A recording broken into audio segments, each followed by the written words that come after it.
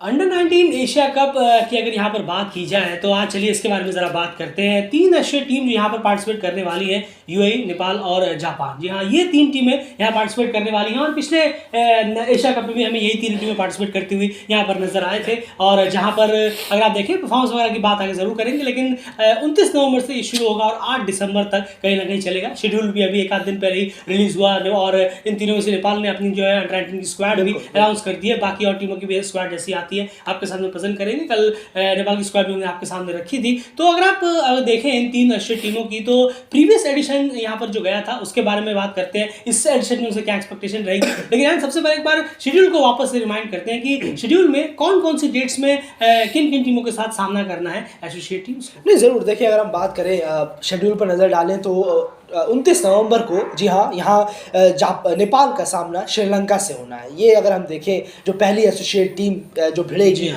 वो नेपाल होगी 29 नवंबर को। बिल्कुल वही। अगर आप देखें तो सैटरडे यानी 30 नवंबर को यूएई और जापान के बीच में मुकाबला होने वाला है। ये दोनों टीमें आपस में भिड़ेंगी। पिछली बार जब ये दोनों टीमें भिड़ी थी एशिया कप में तो 330 से 340 करीब का स्कोर जो है वो यूएई ने लगाया था पहले बैटिंग करते हुए। उसके बाद जापान ने भी सिर्फ 4 विकेट खोए थे और 200 से ऊपर का स्कोर किया था। तो एक अच्छा फाइट यहाँ पर जापान के बैट्समैन की तरफ से हमें जरूर देखने को मिला था। पिछले एशिया कप में भी ये क्लैश हो रखा है, यूएई वर्सेस जापान। बिल्कुल, 1 दिसंबर जो होगा अगला जो टीम भिड़ेंगी वो है नेपाल वर्सेस बांग्लादेश। जी हाँ, काफ़ी इंटरेस्टिंग होगा क्योंकि बांग्लादेश अंडर 19 लेवल पर बहुत स्ट्रॉन्ग निकल कर आई है। पिछले 2-3 सालों में बहुत अच्छा कर रही है और देखना होगा कि कैसे नेपाल जो है वो इनका सामना कर पाते हैं। बिल्कुल वहीं पर एशिया में अगर आगे गाड़ी बढ़ाएं तो उसके बाद अगर आप देखेंगे तो 2 दिसंबर को जी हाँ पाकिस्तान वर्सेस यूएई ये मैच हमें देखने को यहाँ मिलने वाला है और यूएई का सामना यहाँ पर पाकिस्तान से होगा। और वहीं पर अगले उसी 2 दिसंबर को ही अगर बात करें, दोनों ही मैच जो है एशिया के हैं, 2 दिसंबर को इंडिया वर्सेस जापान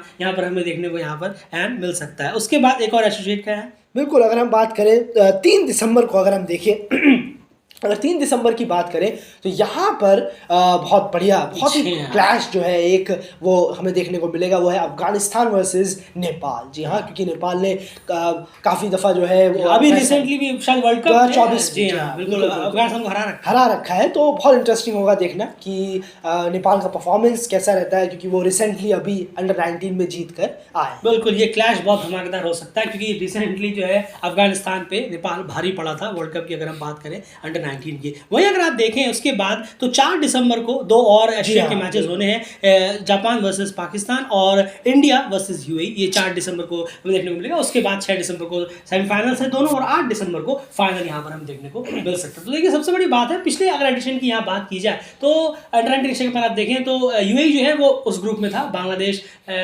श्रीलंका और जापान ये और यूएई ये एक ग्रुप था अलग से, और इंडिया, पाकिस्तान, अफगानिस्तान और नेपाल ये एक ग्रुप में थे पिछले एडिशन की अगर हम यहाँ पर बात करें। और इस बार की अगर हम यहाँ पर देखें तो इस बार जो ग्रुप्स हैं वो कहीं ना कहीं अब स्विच है और पिछली बार जो यूएई ने है वो जबरदस्त परफॉर्मेंस यहाँ पर दी। किसी भी एसोसिएट टीम के लिए इतना सक्सेसफुल कोई भी अंडर 19 एशिया कप नहीं गया जो गया था यूएई के लिए, बल्कि अंडर 19 का इवेंट ही नहीं गया ये जो गया था यूएई के लिए, जहाँ पर वो फाइनल खेलने में कामयाब हुए थे। उन्होंने श्रीलंका को मात दी थी, जापान को हराया था और फिर सेमीफाइनल में पाकिस्तान को भी मात देकर वो फाइनल खेलने में कामयाब हुए थे। वहाँ पर नो डाउट वहाँ पर बांग्लादेश ने बहुत ही बुरी तरह सिर्फ शायद 80-87 रन पर ऑल आउट कर दिया था, बहुत ही बुरी हालत, लेकिन उस तब तक वो अपना काम कर चुके थे। फाइनल खेलने वाली एसोसिएट पहली टीम वो बनी थी अंडर 19 एशिया कप में। अगर हम बात करें एशिया कप हो या वर्ल्ड कप हो, पहली एसोसिएट टीम यहाँ पर बनी थी एशिया कप खेलने वाली एसोसिएट की तरफ से। बहुत ही शानदार यूएई का वो गया था। वहीं पर अगर हम नेपाल की बात करें पिछले एडिशन की तो एंड वो किस तरीके का यहाँ पर गया, क्योंकि वो डेफिनेटली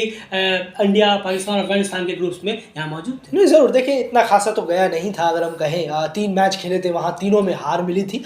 और अगर हम देखेंगे तो अफगानिस्तान के अगेंस्ट थोड़ा बहुत जो है वहाँ फाइट चेस करते हुए, हाँ बिल्कुल, चेस जब कर रही थी टीम तब वहाँ पर हमें थोड़ा सा फाइट देखने को मिला, लेकिन उसके अलावा अगर हम बात करेंगे तो इतना कुछ हमें खासा परफॉर्मेंस देखने को मिला नहीं। बिल्कुल वहीं पर अगर जापान की बात करें तो उन्होंने भी 3 मैचेस खेले और तीनों में उन्हें हार मिली थी। और वही हमने साहब कहा कि यूएई के खिलाफ थोड़ा सा बैटिंग से अच्छा परफॉर्मेंस यहाँ देखने को जरूर मिला था, लेकिन जापान की बात अलग है, वो यहाँ पर इवेंट्स में पार्टिसिपेट करे ताकि वो ज़्यादा से उन्हें मैचेस वगैरह मिल सके। लेकिन नेपाल और यूएई इन दोनों पे नज़र ज़रूर बनेगी कि ये कोई किसी फुल मेंबर्स को यहाँ मात देते हैं कि नहीं, क्योंकि अफगानिस्तान का सामना फिर से नेपाल से होना है, जिन्हें लास्ट क्लैश में नेपाल ने हराया था। वहीं पर यूएई इस बार बांग्लादेश श्रीलंका के ग्रुप में देखना पड़ेगा कि यूएई के नई न्यू बैच जो आती है वो उनके खिलाफ किस तरह से परफॉर्मेंस देती है, क्योंकि पिछले एडिशन में यहाँ पर ज़बरदस्त परफॉर्मेंस निकल कर यहाँ पर आई थी। इस बार यूएई का सामना इंडिया, पाकिस्तान और अफगानिस्तान से होना है, ये देखने वाली बात यहाँ पर ज़रूर हो जाएगी। खैर यहाँ पर अगर हम अब नेक्स्ट फेज में यहाँ पर देखें तो एन एक बार आप ग्रुप्स निकालेंगे जरा, शेड्यूल में जो ग्रुप्स की हम बात कर रहे थे, ग्रुप में अगर यहाँ पर देखें हम तो नेपाल के ग्रुप में श्रीलंका है, उसके बाद बांग्लादेश है और अफगानिस्तान। जी हाँ, और उस ग्रुप में इंडिया, पाकिस्तान, यूएई और जापान। जी हाँ, सॉरी, तो यहाँ पर यही मैं थोड़ा सा मिस आउट हो रहा था कि यूएई जो है वो इंडिया और पाकिस्तान ग्रुप में, इंडिया, पाकिस्तान, यूएई, जापान ये आपस में भिड़ेंगे, और नेपाल जो है वो ग्रुप बी में, जहाँ पर बांग्लादेश, श्रीलंका और अफगानिस्तान इनके साथ सामना होना। तो बहुत इंटरेस्टिंग कॉन्टेस्ट हो सकता है अगर नेपाल की अंडर-19 टीम ने परफॉर्मेंस बहुत शानदार दे दी, अंडर-19 वर्ल्ड कप में अफगानिस्तान को मात दी थी। उम्मीदें होंगी कि यहाँ पर खास करके जब बांग्लादेश श्रीलंका ग्रुप में आ पाएँ, अफगानिस्तान ग्रुप में आ पाएँ, तो डेफिनेटली यहाँ पर एक आध जीत तो हर हाल में नेपाल को यहाँ पर क्रैक करनी होगी। वही यार पिछले एडिशन में अगर हम देखें तो बैट से अगर आप देखें तो यूएई और नेपाल का, यूएई का क्या हाल रहा था जो फाइनल खेलने में कामयाब हुई थी।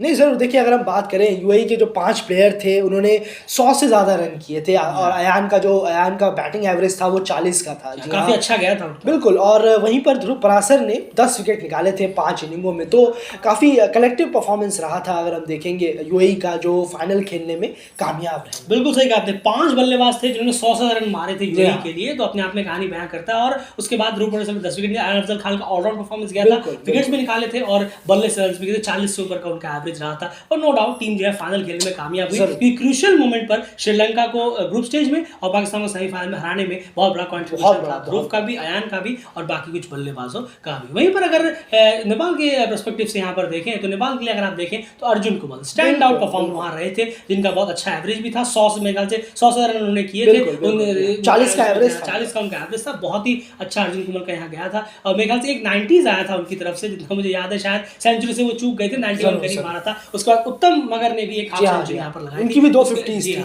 उसके अलावा इतना कुछ खासा बैटिंग में हमें देखने को नहीं मिला। यही 2 बैट्समैन सबसे ज्यादा इंप्रेस यहाँ पर किया था, और अर्जुन कुमल और ये उत्तम जो है दोनों ही इस बार भी मौजूद है। उम्मीद करेंगे कि इस बार भी एक अच्छी इनिंग देखने को मिले, और अर्जुन कुमल से और उत्तम से, दोनों से ही, और भी नए प्लेयर्स इंक्लूड हुए होंगे, बैटर्स इंक्लूड हुए, उनके बारे में देखना दिलचस्प रहेगा कि वो किस तरह परफॉर्मेंस करते हैं। क्योंकि इस बार जैसे मैंने आपसे शुरू में ही कहा, पिछली बार जब यूएई, बांग्लादेश, श्रीलंका और अफगानिस्तान ग्रुप में था तो उन्होंने बहुत अच्छे से भुनाया था। इस बार नेपाल को वो भुनाया है, और कम से कम ग्रुप स्टेज क्रैक कर सेमीफाइनल तक पहुंचने की पूरी कोशिश यहाँ पर करनी चाहिए। परफॉर्मेंसेस अच्छी आएंगी, टीम से कलेक्टिव परफॉर्मेंसेस आएंगी, तो अपनी ऑटोमेटिकली आपको रिजल्ट जो है वो नेपाल के फेवर में जाते हुए यहाँ पर नजर आएंगे। एंड क्या कह रहे हैं आप, किस तरह की एक्सपेक्टेशंस रहेंगी इस बार नेपाल और यूएई दोनों से? नहीं ज़रूर, देखिए बॉलिंग से थोड़ा बेटर करने की ज़रूरत है, खासकर क्योंकि पिछले बार बॉलिंग से इतना up to the mark performance हुआ नहीं था, तो इस बार उम्मीद करनी होगी कि बॉलिंग से थोड़ा परफॉर्मेंस। जी, पिछली बार नेपाल के लिए मेरे ख्याल से गुलशन झा 3 मैचों में 4 विकेट की हाईएस्ट विकेट टेकर थे। यही तो 4 विकेट डेफिनेटली, तो जरूर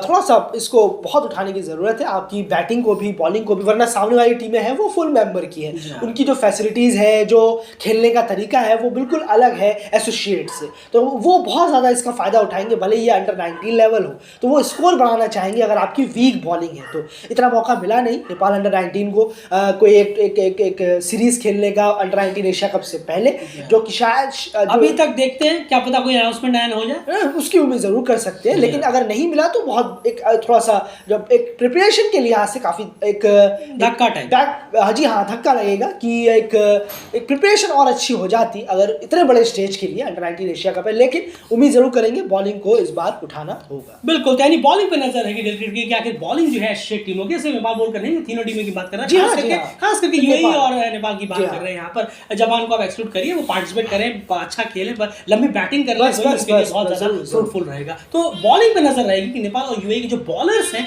वो किस तरह से कैपिटलाइज करते हैं, विकेट्स निकालते हैं, क्योंकि अगर वो अच्छा करने में कामयाब रहे तो एक अच्छे मीडियोकर टोटल आप रोक सकते हैं, फिर बैट्समैन उसमें अपने चांसेस ढूंढ सकते हैं कि उस स्कोर को वो चेज यहाँ पर कर सके। तो ये कहीं ना कहीं कहानी है। और जहाँ तक प्रिपरेशन की बात है तो यूएई जो है वो पाकिस्तान अफगानिस्तान के खिलाफ से मिलकर साथ मिलकर ट्राई सीरीज खेलेगा अंडर-19 एशिया कप से पहले 13 नवंबर से। T20 माफ कीजिएगा 50 ओवर का ट्राई सीरीज वो खेलता हुआ नजर आएगा। वो उनकी एक अच्छी प्रिपरेशन के लिहाज से हम देख सकते हैं। यहाँ पर इस बार उनका ग्रुप भी काफी टफ है, इंडिया पाकिस्तान के ग्रुप में, लेकिन फिर भी प्रैक्टिस वो यहाँ पर करते नजर आएंगे। नेपाल से हम जरूर उम्मीद करेंगे कि इन अभी भी कुछ दिन बाकी, काफी दिन बल्कि बाकी है, अगर कोई एक सीरीज अच्छी सी अगर कोई इन लड़कों को मिल जाए तो उससे पहले तो बहुत अच्छा रहेगा। डायरेक्ट डोमेस्टिक वगैरह खेल कर आने से बेटर रहेगी। कुछ एक सीरीज अगर कंपेटिटिव मिल जाए तो लड़कों का हाथ खुल जाएगा और अच्छा रहेगा। कुछ एक टेस्ट अच्छा इन प्लेयर्स का यहाँ पर हो जाएगा। उम्मीद तो है कि देखिए उससे पहले कुछ ना कुछ अगर अनाउंसमेंट हो जाए, अभी भी 29 तारीख में वक्त है, अगर उससे एक हफ्ते पहले भी कुछ अनाउंस हो जाता है, अगर कुछ खेल लेते हैं तो बहुत ज्यादा बेहतर रहेगा। तो यहाँ पर ओवरऑल एक्सपेक्टेशन दोनों ही टीमों से रहेगी।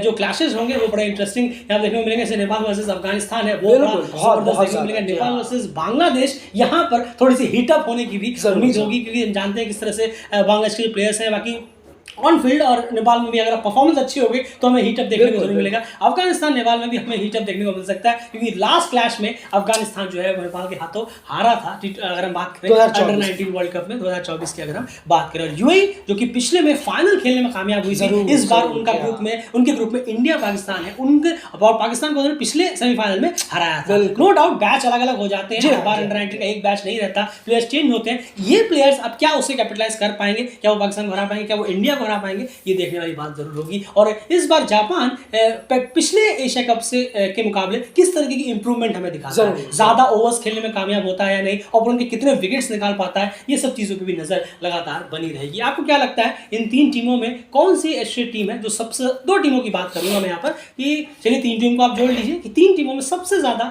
मैचेस जो है वो कौन सी टीम जीतने में कामयाब होगी और कितने मैचेस होंगे, ये भी अपना कमेंट बॉक्स में अपनी राय जरूर रखिए। और आपको क्या लगता है कि क्या जापान इस बार किसी फुल मेंबर के खिलाफ पूरे 50 ओवर बैटिंग करने में कामयाब रहेगा, इसका भी जवाब अपने कमेंट बॉक्स में अपनी राय जरूर से जरूर रखिए। फिलहाल इस वीडियो में इतना ही, तैयार इंतजार है 29 तारीख का, और एक और नजर रहेगी बॉलिंग डिपार्टमेंट में, और उससे पहले नजर रहेगी कि अंडर-19 जो नेपाल की टीम है वो प्रिपरेशन की अच्छी कोई सीरीज खेलती है या फिर नहीं, उस पर कोई अनाउंसमेंट होती है फिर नहीं, उस पर भी नजर लगातार बनी रहेगी। हेमंत धामी एंड इस बार कप्तान बनाए गए हैं। नहीं, बिल्कुल बिल्कुल देखना होगा, फ्रेश कप्तान है, देखना पड़ेगा, बिल्कुल देखना होगा। फिलहाल इस वीडियो में इतना ही, बने रहिए दिल क्रिकेट चैनल के साथ।